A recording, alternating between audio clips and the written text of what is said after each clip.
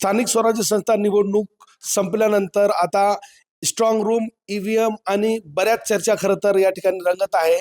परभणी जिल्ह्यामध्ये 7 ठिकाणी स्थानिक स्वराज्य संस्था निवडणूक खरं तर पार पडलेली आहे आणि मानवत या ठिकाणी आपण आहोत आणि आपण तहसील कार्यालयामध्ये स्ट्रॉंग रूम दृश्यांमध्ये पाहतोय.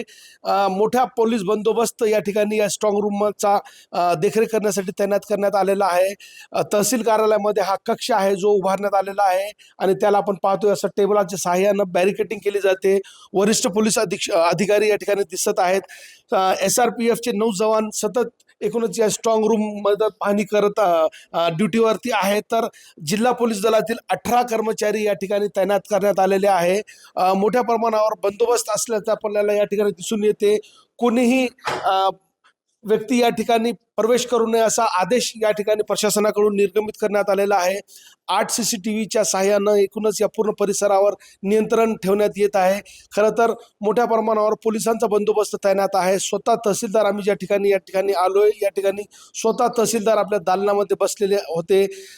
तहसीलदारांनी बोलताना सांगितलंय की 24 तास या ठिकाणी इलेक्ट्रिसिटीची व्यवस्था करण्यात आलेली आहे. जनरेटर, इन्व्हर्टर या ठिकाणी बसवण्यात आलेले आहे. कर्मचाऱ्यांचा मोठ्या प्रमाणावर पोलिसांचा बंदोबस्त तैनात असल्याचं आपल्याला दिसून आलं.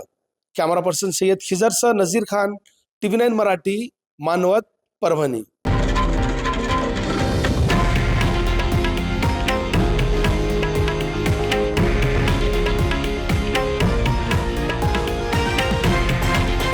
हे आहे देशातील नंबर 1 न्यूज नेटवर्क आणि आपण पाहत आहात TV9 मराठी, एकमेव.